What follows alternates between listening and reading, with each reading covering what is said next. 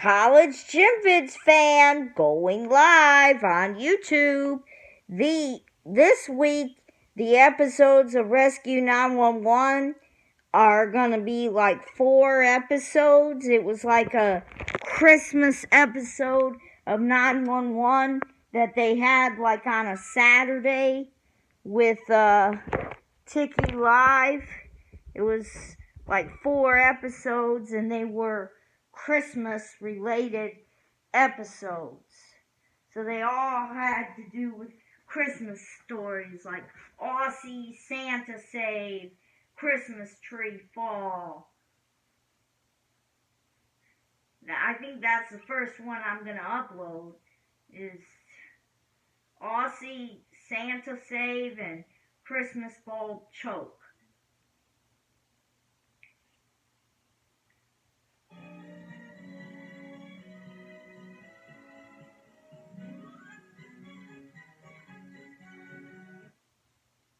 Wait.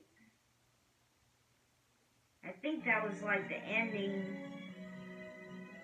of some other show.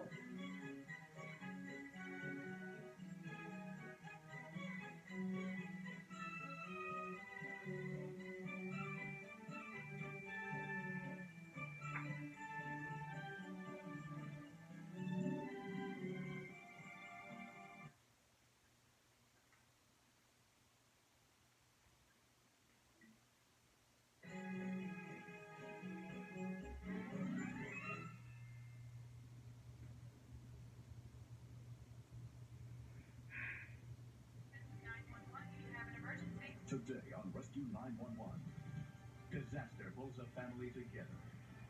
A holiday down under takes a turn for the worse. We noticed he was floating face down in the water. Catching a teenager in a wave of tragedy. Volume 19. By board, Dad. Plus, a mother's worst nightmare comes to life on Christmas. I'll never forget the look. Volume 40. I'll never forget the look in his eyes. On Rescue 911.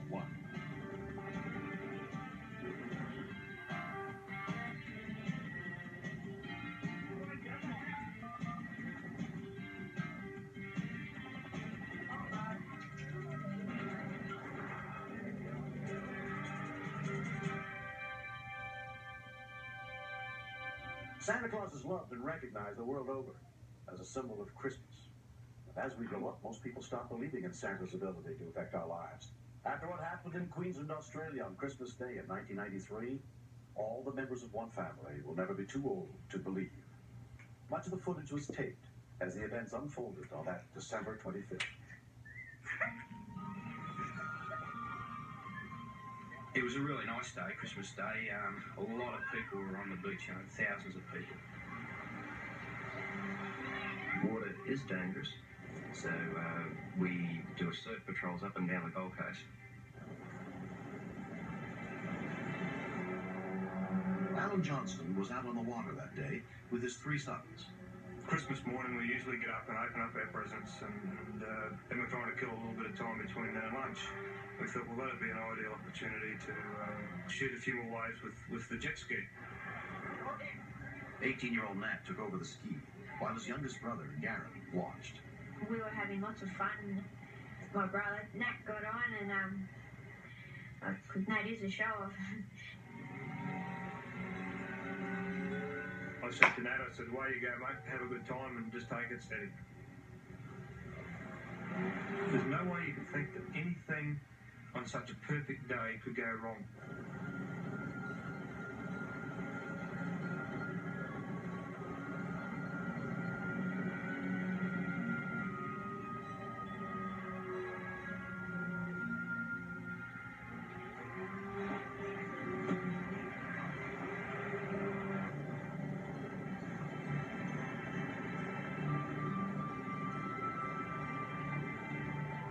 Nathan thoroughly enjoyed the thrill of the jet ski.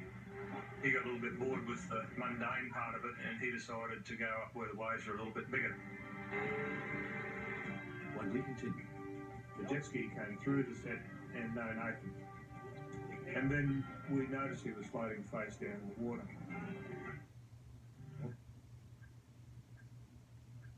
Just fast forwarding through the commercials.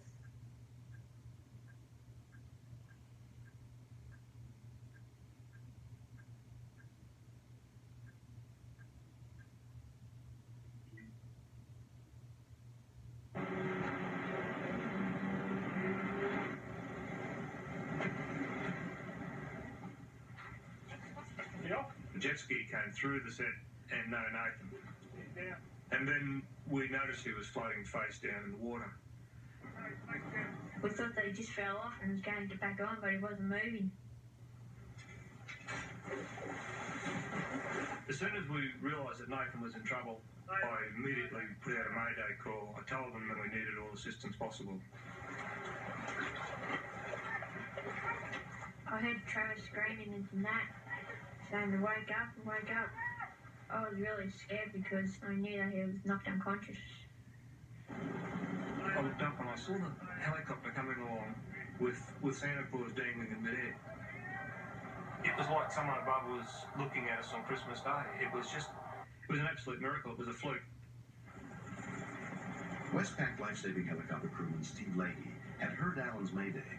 I monitored a call over the air sea rescue frequency that there appeared to be a jet ski rider in the water and possibly drowning. To celebrate Christmas, lifeguard Terry Gacci was on patrol 30 feet beneath the helicopter. There was no time to land on the beach and disconnect, so we ended up putting me straight into the water in the Santa Claus suit.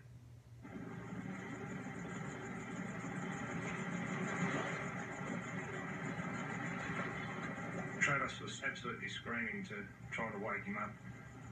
All that I could see was Nathan was just foaming at the mouth.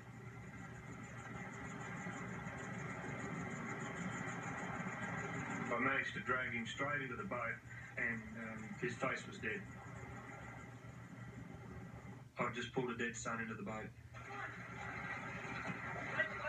A split second later, Santa Claus came in behind me and he started to work on that to resuscitate him.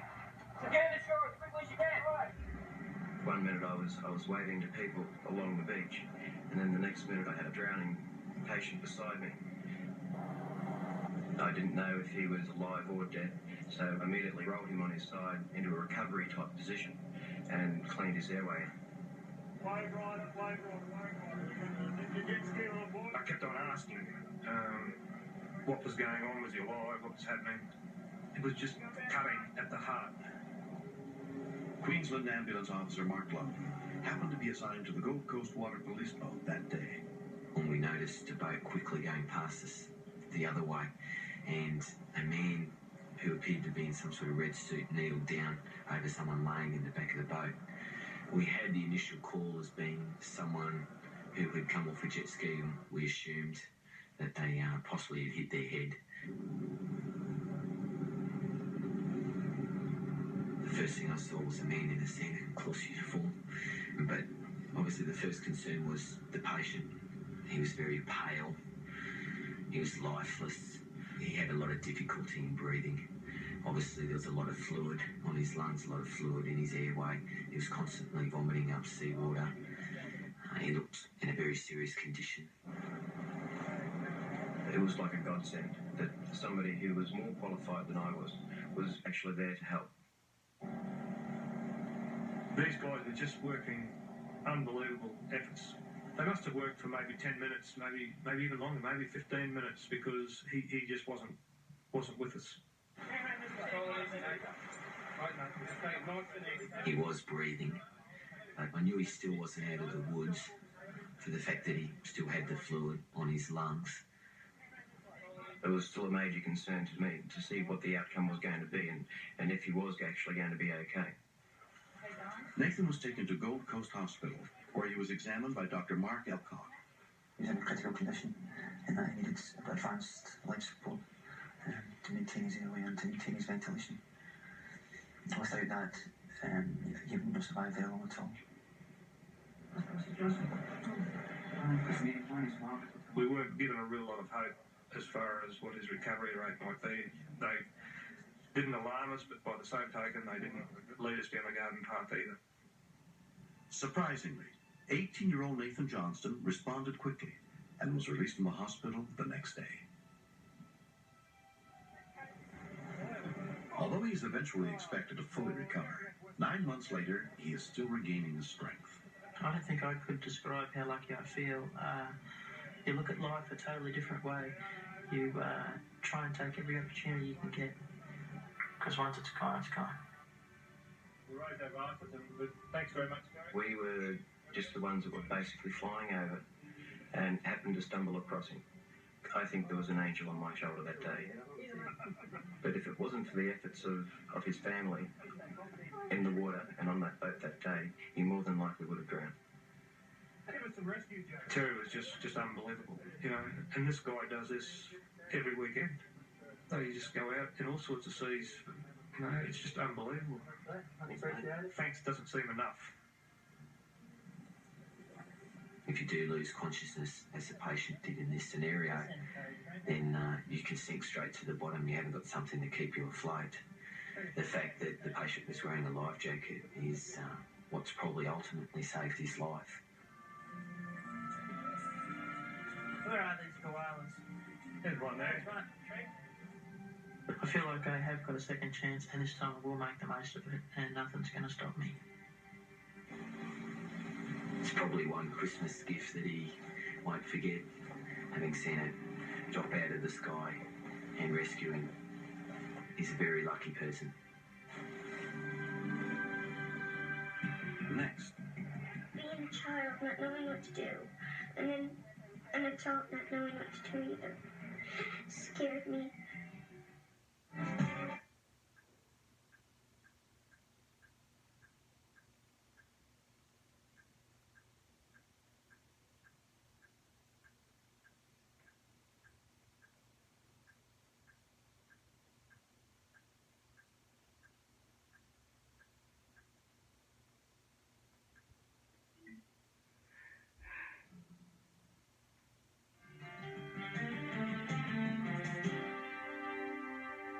In early December of 1993, Kimberly and David Joyce of Atlantic Beach, North Carolina, began preparing for the holidays.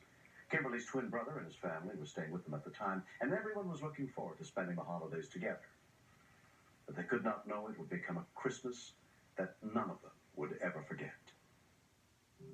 I've been told that I have an enormous amount of Christmas decorations.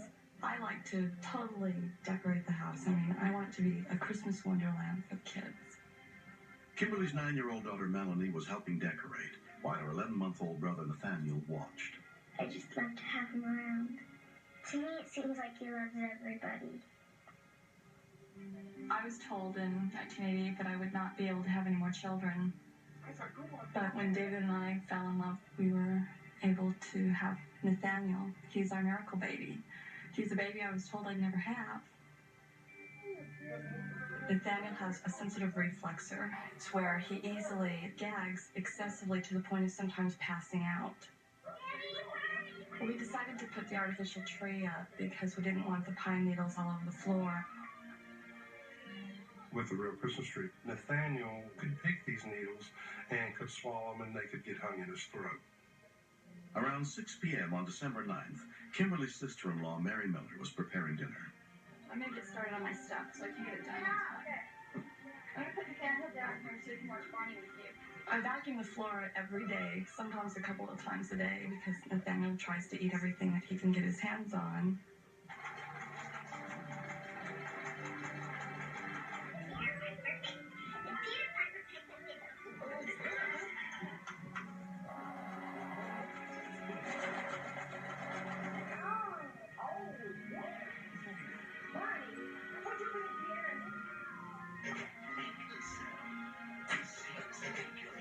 Nathaniel? What's the matter? Kimberly? It's choking. It's choking. Over the sink. My first thought was it was just his reflexor, that there was nothing really to be alarmed about. And that's when I put my finger in his mouth, and I could feel metal in the back of his throat.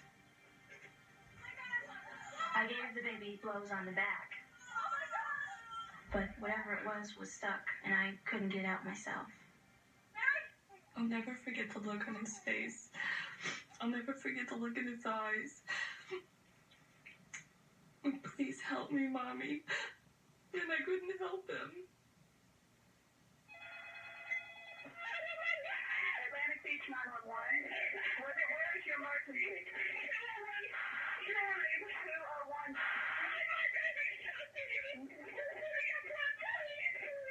Ma'am, calm down.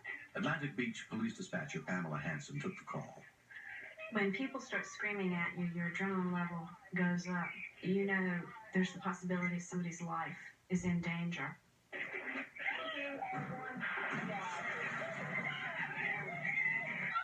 Kimberly's twin brother, Henry, came in to help. Kimberly was very hysterical. I wasn't sure if they could understand what she was telling them because I couldn't hardly understand it.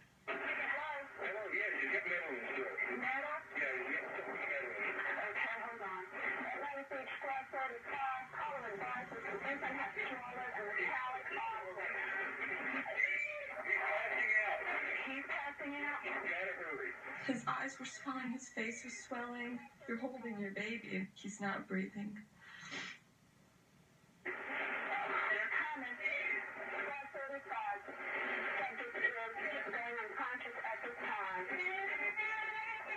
At that point, my heart practically stopped because when he's not breathing, that indicates possible death. Being a child, not knowing what to do, and then an adult not knowing what to do either, scared me. I loved him more than anything.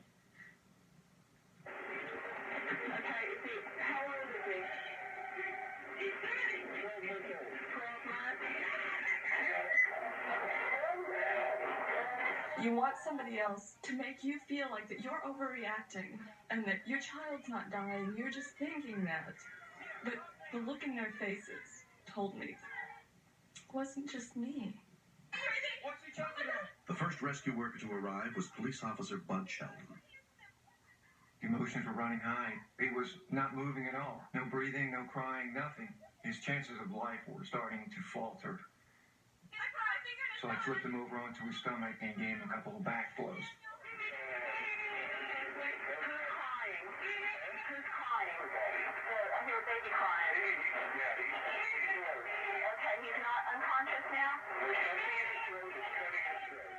He was actually trying to throw the object back up, but he was just throwing up a lot of blood. I couldn't imagine what he had swallowed that cut him. He's not unconscious.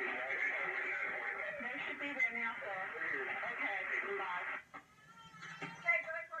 Within 4 minutes of the call, Atlantic Beach EMS arrived, including EMT and Murdoch. Because the baby's airway is small, even though there was air going past the object at that time, there was no assurance to us that, whatever it was would not close it off again. So we knew we had to get to the hospital fast. The ambulance then started racing. Their siren went on, and they just took off. I was afraid he was dying if I'm already dead. Nathaniel was rushed to Carteret General Hospital. Pediatrician John Knelson took over his care. When I asked the EMT people there what had happened, they said when we lammed his back, he quits breathing. You have to be careful not to dislodge or move the object while you're trying to find it, and therefore precipitate a catastrophe while you're trying to fix the situation. They decided the best thing to do would be to get an x-ray to see if we could identify the object so we could go after it in a more planned way rather than just fishing for it. Hi, are you Nathaniel's mom and dad? Yes, sir. Okay, I'm Dr. Knelson. I was frightened when I saw the x-ray. This is a potentially disastrous situation. You recognize this, don't you? Yes. You don't have to be a radiologist to read this film. It swallowed the end of a Christmas ball. I don't know how he ever could have swallowed such an item, but there it sat, plain as day. Thoracic specialist Richard Ray was called in to perform the procedure to remove the object.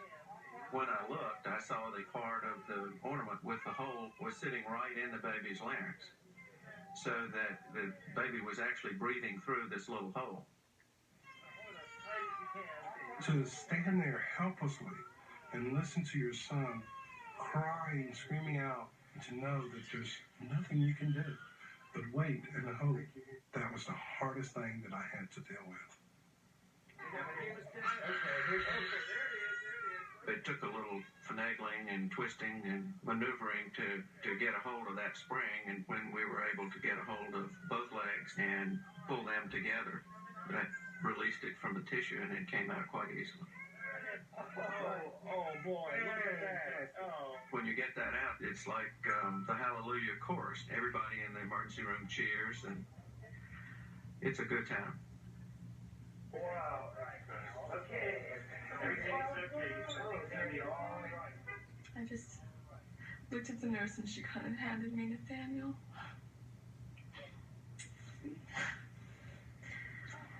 Nathaniel was released from the hospital the next day without any permanent injury.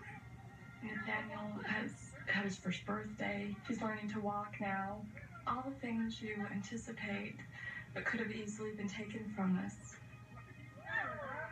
I love my son very much, and I wish there was some way the police, the ambulance people, the physicians could realize the appreciation we feel. And I am deeply indebted to all of those that were involved.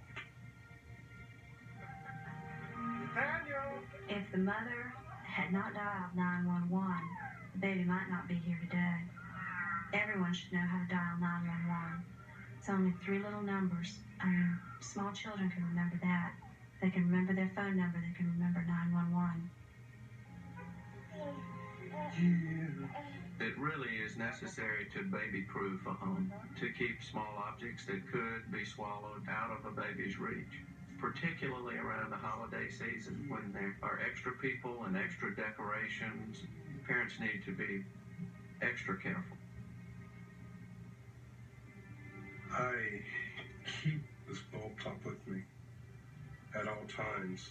It's a reminder to me to make sure that you never take any moment in life for granted.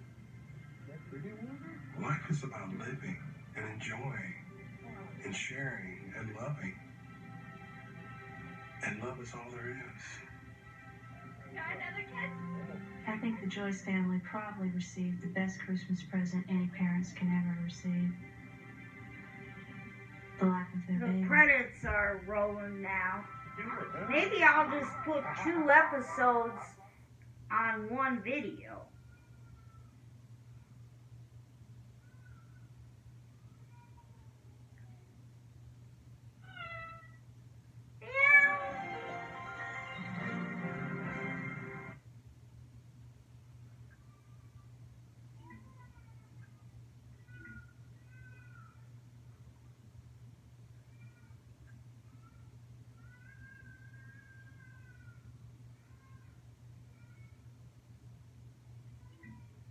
That's a baby crying outside. I'm not making that noise. 911 Lansing stabbing. 911 Santa delivery. I'll watch that now. Extra careful. I keep this bulb top with me at all times. It's a reminder to me to make sure that you never take any moment in life for granted. Life is about living and enjoying and sharing and loving. And love is all there is. I think the Joyce family probably received the best Christmas present any parents can ever receive. The life of their baby.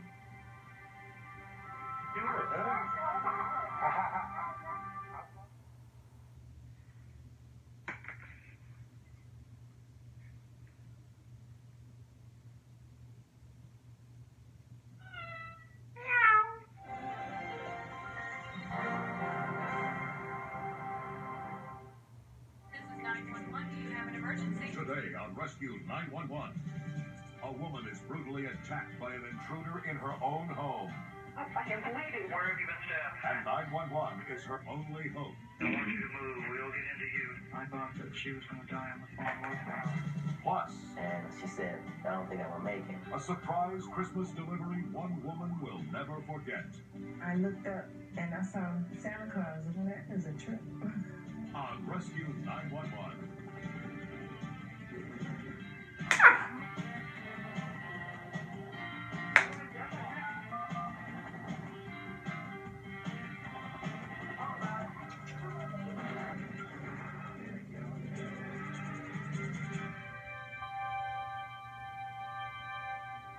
dark on October 16, 1988, when a young woman in Lansing, Michigan got home from work. The door to her comfortable townhouse was still locked.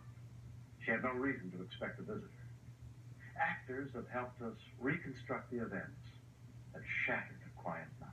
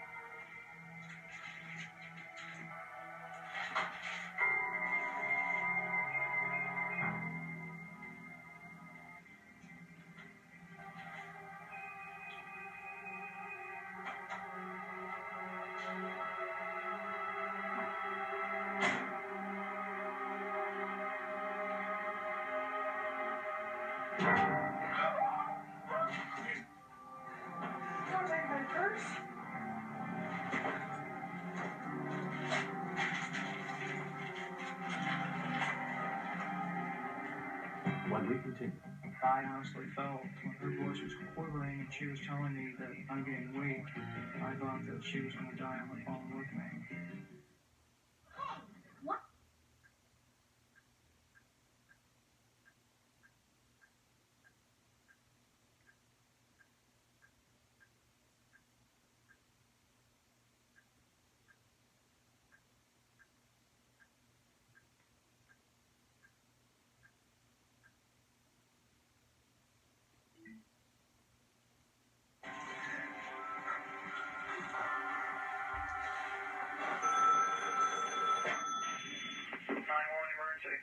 Hi, my name is Premature. I live at 4037. I've just been stabbed and I'm bleeding all over the place. At 8:55 p.m., a call came in for 911 dispatcher Paul Boulder. I've been stabbed in the chest. Who stabbed you, ma'am? Me. Well, 5'7", 150, 160 pounds, wearing a beanie, black leather coat. I don't know. You've got to get some. I've got to have. Well, I'm bleeding all over. Okay, ma'am. Where have you been stabbed? In the chest on the left side. Okay, just hang on here just a minute. I am bleeding. Yes, ma'am. I'm going to get somebody in rough. Attention South End units. Had a stabbing just occurred. 3 police officers responded to the call. And about $20 in cash. Yes, ma'am. I know you're hurting. Nice and easy. Breathe in through the nose and out through the mouth. Ma'am, is there anybody there that lives here at the house? No, I might be able to get my neighbors. Had a stabbing just occur. 4037. He took my money. It was probably $15, $20. Ma'am, hang on a minute. I'm trying to get the one that was stabbed. That's right. She was stabbed in the chest. Okay, we'll have somebody go by. Ma'am? I'm going to pass out. I can feel it right. Can you sit down anywhere? Can you just sit down? Can you hang up the phone and sit down? Okay. I did not want her to pass out on me. I told her to put pressure to the wound and then just concentrate on your breathing. Because time is the thing that's against you when you've been assaulted. Female subject is still on the line. She's bleeding quite heavily from the chest. Considering the location of the wound, my concern was the lungs have been punctured. I can't even unlock the door. Okay, I just want you to stay right there. I don't want you to move. We'll get into you. Don't worry about that. Okay, I know it does. I just want you to concentrate on your breathing. It seems like this time is the longest ever, but they're going to be there. Yes, ma'am, it does. Go ahead. If you feel like crying, just go ahead and let it out. Sometimes that crying will help. My voice is her only link to outside help. And if I don't stay calm, she doesn't either.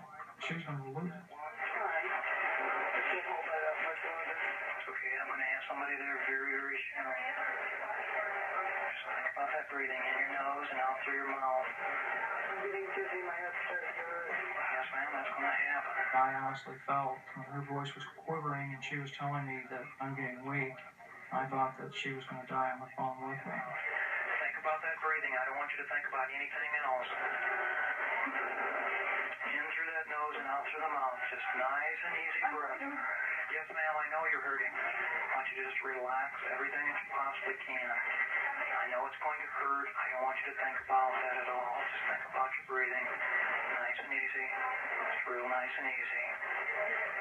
Here's that starting to ring. I'm going to bed. I know I'm going to.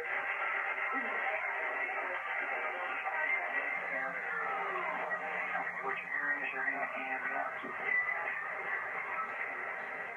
When Sergeant Nancy Small arrived at the scene, the front door was locked from the inside. Okay.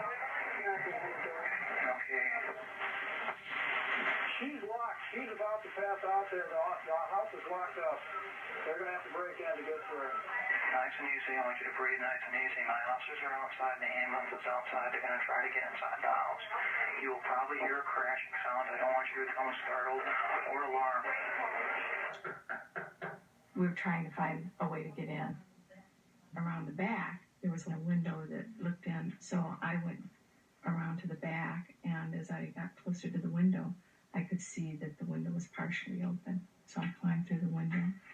Okay, I got officers coming through the back of the house. You have an open window back there, so don't be startled. It's going to be like the I think she was about at the end of her rope at that point. She was bleeding quite badly. Very chalky color, appeared to have lost a lot of blood. Nice and easy. She was stabbed one time to the chest. The blade was approximately 3 inches long. If she not been able to contact 911, it's very possible that she had bled to death. Prima Church was prepared. She knew what to say, and that's one of the good calls. That's one of those that you feel good about, because as bad as the situation was, at least something good came out of it. She knew to dial 911, and it worked. That evening, I went to the hospital to see how bad it was. It had punctured through her lung. If she had got up and moved around, it could have been lethal.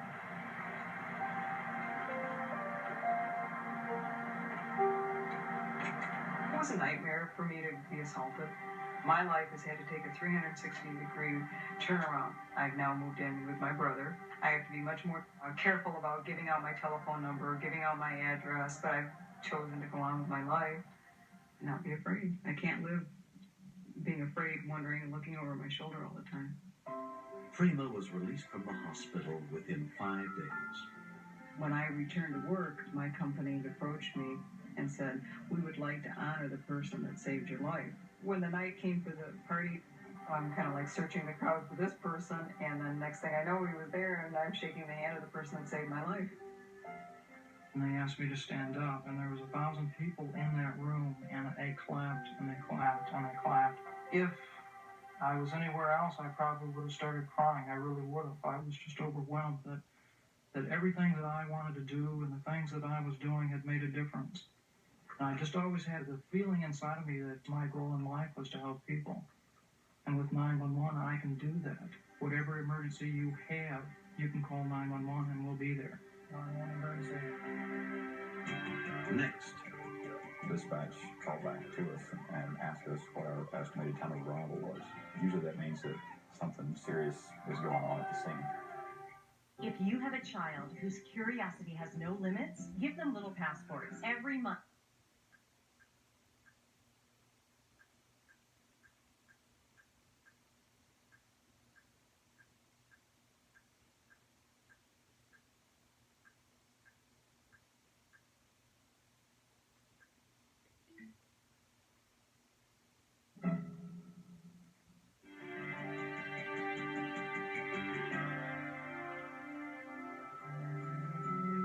It was the night before Christmas in 1991, and volunteer EMTs were spreading holiday cheer at a local hospital in Winston-Salem, North Carolina. Who may be?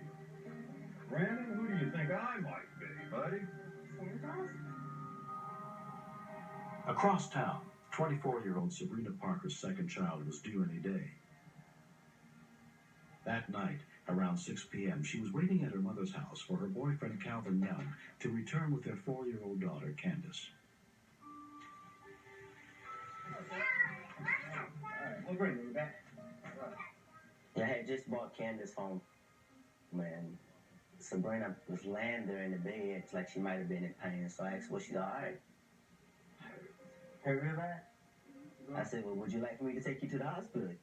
You sure? Mama, is you gonna have my baby born now? I think so, Pope. Was hurt real bad? She couldn't hardly stand up. How long has it been hurt? She took maybe 1 or 2 steps towards the hallway, and she said, I don't think I'm gonna make it. I don't think I'm gonna make it.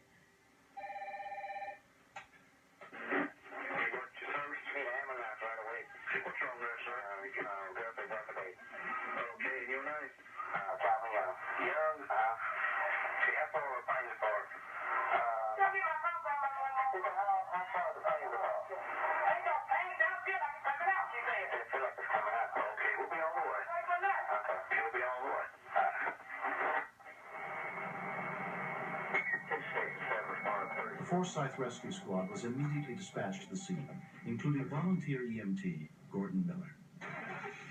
My first thought was how ridiculous this is going to look when I run into this house and we find some woman ready to give birth. Calvin's second 911 call came into dispatcher Fran Ho.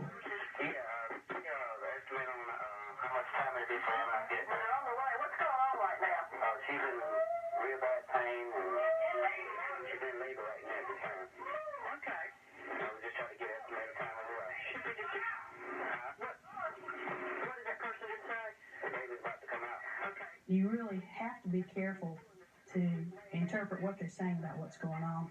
Listen to what's going on in the background. You have to listen to the tone of their voice. I'm trying to decide if this baby really is about to be delivered right this minute, like they say. Sabrina's mother, Audrey, took over the call.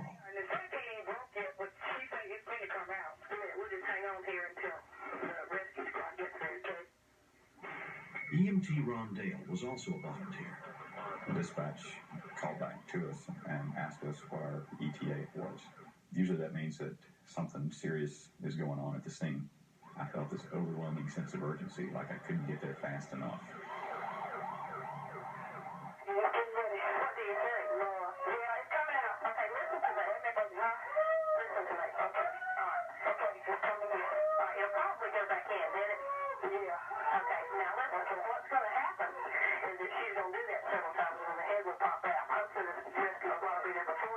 My biggest concern was in helping the lady to be able to handle delivery if the baby delivered before the rescue squad of the ambulance got there. All I could do was just make her ready to take care of it if that happened. There's nothing we could do to stop the delivery. The baby's going to be born.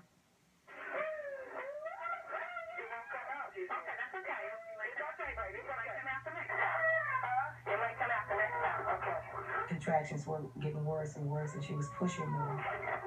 I knew I had to be there for her, but I didn't want to have to do it myself.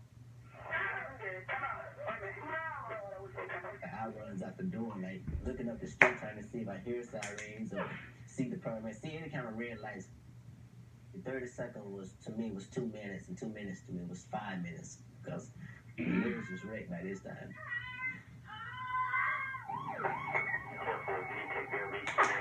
Public service deliveries and private this time.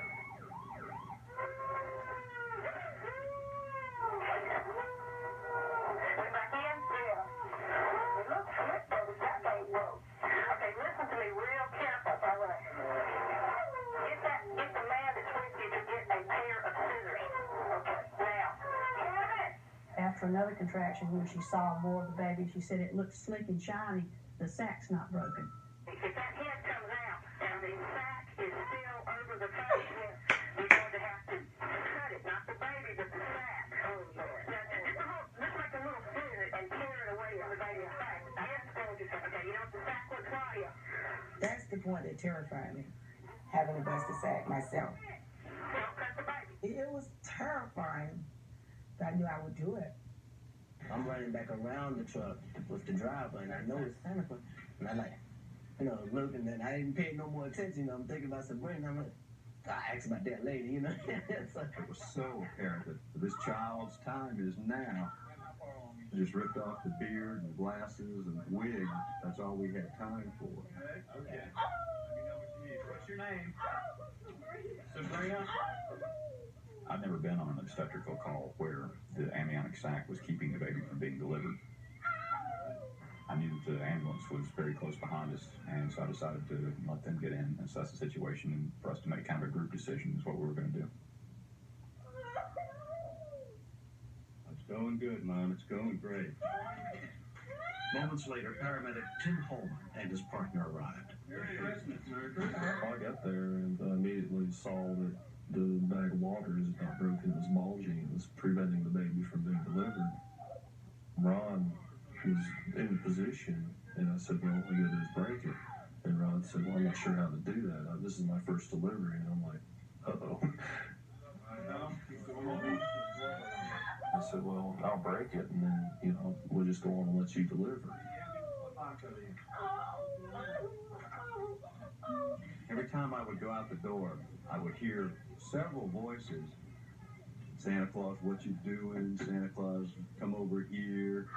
Go ahead and push if you have to. All right, there we go. There's the girl. I actually saw the baby actually being pushed out. I mean, the shoulders and stuff was coming out. And I'm looking at the expression on Sabrina's face and actually seeing this child being brought into this life. And I'm like, gosh, man, women go through some stuff, man, because I'm like thinking, man, God, man, they gotta go through all of this. Ooh. All right, very good. All right, got a little boy. At that point, I thought that the hard work was over, but I realized that the baby was not breathing yet. Tim suctioned the secretions out of the baby's nose and mouth. I slapped it on the rear end a few times. That didn't work. I grabbed his foot and thumped him on the bottom of the foot several times, and that wasn't working either. I was concerned that what might have been a happy situation was going to turn tragic within just a few seconds. But I kept on trying that much harder to get him to breathe. And I thumped him 3 or 4 more times maybe, and that's when he let out a small cry. All right, that's it, baby. You hear that? Okay. You got 10 fingers and 10 toes. When the birth was complete and I was looking at the baby and looking at Ron and the obvious elation on his face, it reminded me of his comment, wouldn't it be nice if we had the opportunity to deliver a baby on Christmas Eve, and how appropriate this all was, that his wish had come true. Sabrina, you just made my Christmas. It was just an incredible experience. What a great feeling. I'll remember that the rest of my life. Hey guys, here's a blanket. Mom warm here. And they put me on the stretcher. And I looked up and I saw Santa Claus with his suit on and stuff. That comfortable there? And I was like, okay, Santa Claus. Yeah, that was a trip.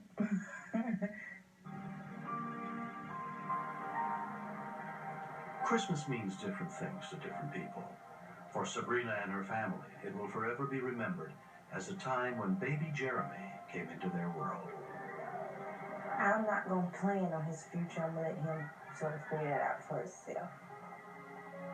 But I just want him to do the right things. Same thing goes for Ken. I want to encourage them in whatever they want to do. Try to help them as much as I can. There we go. Now we can see the beach now. I think Candy's under the impression now that Santa Claus don't only bring toys every year now, he brings babies too, I had to explain to her, and Santa Claus not bringing you a brother next year, okay, As the years go by, EMT Rondale will always cherish the memories of one Christmas past. That's something to look for.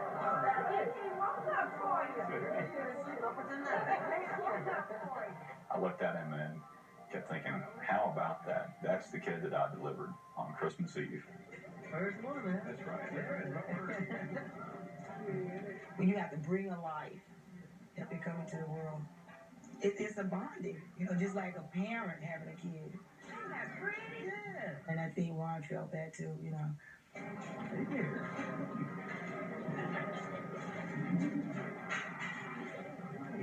He's like, I recognize you. That's right. I had done my job right, and this was the end result. Under the circumstances, it would be hard not to believe in Santa Claus after seeing something like this. Yeah, you miss Mom, don't you?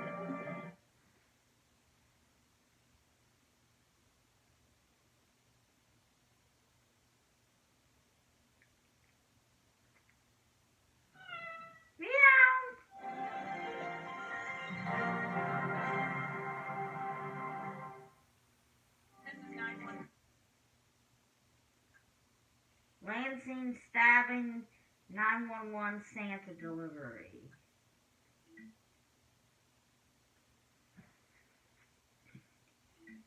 For more rescue 911